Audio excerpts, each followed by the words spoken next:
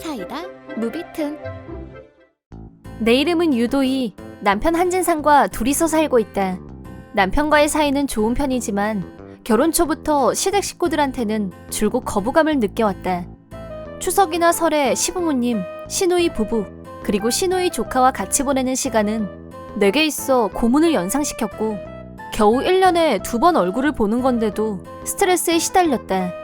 시댁 식구들은 어쩜 그렇게 하나같이 상식이 없는지, 그 중에서도 특히 시누이 아들인 재수는 오냐오냐 자라서 그런지 초등학교 3학년이나 됐는데도 해도 되는 행동과 해서는 안 되는 행동도 구분을 못했다. 설 연휴라 오래간만에 시댁에 갔더니 시누이 아들이 집안을 정신없이 뛰어다니고 있었다. 아줌마, 아저씨 왔네. 호칭이 틀렸잖아. 삼촌하고 외숙모가 왔다고 해야지. 개짜증. 시누이 아들의 과격한 인사를 받자 그 자리에서 집으로 돌아가고 싶어졌다. 테이블에 둘러앉아서 다 같이 식사를 하고 있었는데 시누이 아들이 지저분한 얘기를 꺼내고 음식 가지고 장난치고 난리 부르스를 치다가 나중에는 제사 음식에까지 손을 대고 함부로 먹고 가지고 놀고 개판이었다. 그런데도 어느 어른 하나 주의를 주는 사람이 없었고 그 모든 걸 보고 있자니 짜증지수가 급상승했다. 식사가 끝난 후 식탁을 정리하고 있었는데 뭔가 기분이 이상해서 시누이 아들을 봤더니 내 가방에서 멋대로 지갑을 꺼내더니 돈까지 꺼내고 있었다. 원래 재수없어. 돈도 많으면서 세뱃돈은 겨우 10,000원밖에 안 주고 짠수냐 아줌마. 당황스럽기도 하고 화도 나고 당장이라도 폭발해버릴 것 같았는데 시누이와 시부모들은 웃으면서 내 말이 라면서 장단이나 맞추면서 야단칠 생각도 안 했다. 이 일만큼은 도저히 그냥 넘어갈 수 없었고 내가 시누이 아들한테 따끔하게 한마디 했다. 남의 지갑에 함부로 손대는 거 아니야. 헐, 아직 애라서 그런 걸 가지고 너도 참. 여보, 쟤는 아직 애가 없어서 뭘 몰라서 그래. 그러자 그때까지 가만히 있던 남편은 입을 여는가 싶더니 나를 어이없게 만들었다. 처음엔 내 편을 들어주려니 하고 기대했었는데 그런 내 기대에 찬물을 끼얹는 망언을 입에 담았다. 지갑 좀 연 걸 가지고 애한테 싫은 소리라고 그래? 너 그렇게 넘어가주면 어디가 덧나? 마침내 인내심의 한계치를 넘은 나는 유도 검은띠라는 숨기고 있던 특기를 발휘해서 시댁 식구 전원을 한 사람씩 냅다 집어던졌다. 오랜 기간 유도로 단련된 나한테 업어치기 정도는 남자 어른이라고 해도 식은 죽 먹기였다. 간단하게 전원에게 손맛을 보여준 나는 살짝 흐트러진 옷매무새를 다듬고 단체로 충격받고 패닉 상태에 빠진 시댁 식구들을 한심한 눈초리로 내려다봤다. 아파! 야, 너 뭐 하자는 거야? 이게 어디서 폭력을? 물론 이 사람들을 다치게 할 의도는 없었고 진짜 아프지 않을 정도로 강도를 조절한 건 프로인 나에게 기본이었다. 온 식구가 바닥에 널브러져 있는 모습을 보고 있자니 이상한 희열이 느껴졌다. 위아래도 몰라보고 어디서 시어른들을 내다 던져? 경찰 불러야겠어! 괜찮아? 머리 안 다쳤어? 나를 향해 맹비난을 퍼붓는 시댁 식구들과 앙앙 울어대는 애를 무시하고 그 집에서 나왔다.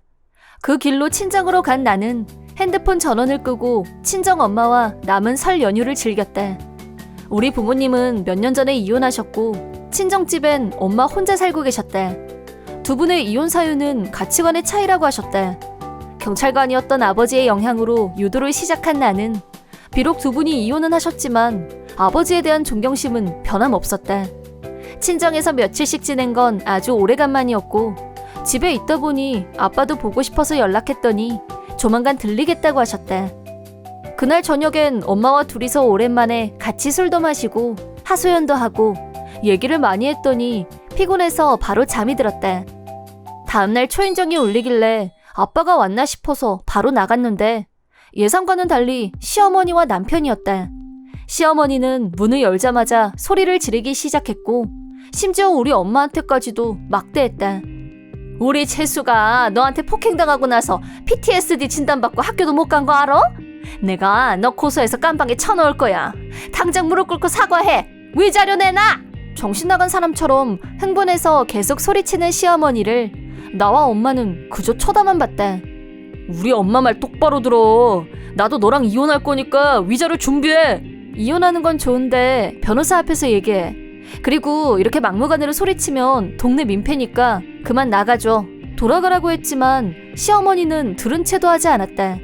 당장 무릎부터 꿇어라, 경찰 부를 거다 하면서 갈 생각을 안 했다. 그 상태가 1시간 정도 계속됐을 때 다시 초인종이 울렸다. 현관문을 열었더니 이번엔 아빠가 사천왕에 버금가는 험상궂은 표정으로 서 있었다. 아빠 성격에 밖에서 방금 한 얘기를 다 들었다면 남편은 이제 죽은 목숨이다 싶었고 도망쳐! 라고 소리쳤다. 하지만 그럴 새도 없이 아빠는 순식간에 남편을 들어올려서 이 자식이 감히 내 딸한테.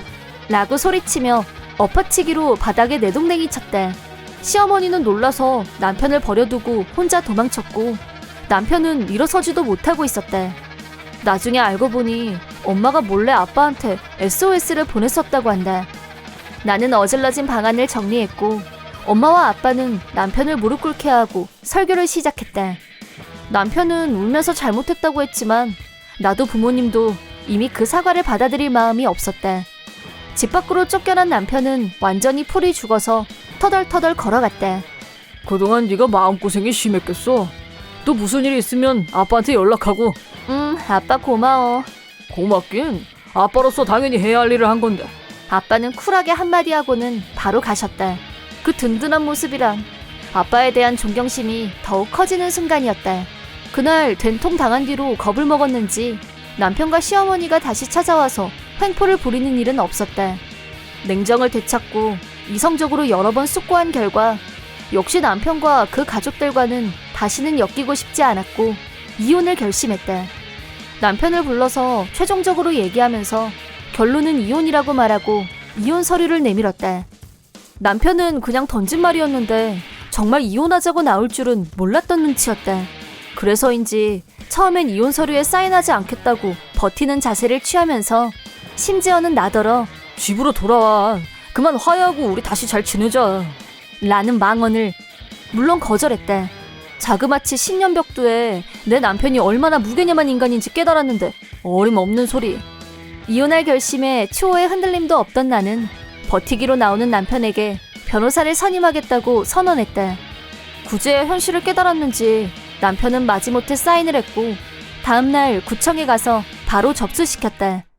이어서 아빠한테 변호사를 소개받고 똑부러지게 재산분할을 받아낸 뒤 이혼이 성립됐다. 이혼 후 당분간은 엄마 집에서 지내면서 새로 일자리도 찾았고 새 출발을 위한 리셋 준비를 끝냈다. 새 직장, 새 일에도 적응이 되어갔고 충실한 시간을 보내고 있던 어느 날 아빠와 저녁 약속이 있어서 서둘러 나왔는데 회사 앞에 눈이 익은 차 한 대가 안을 들여다보자 역시나 운전석에는 전 시누이가 있었대.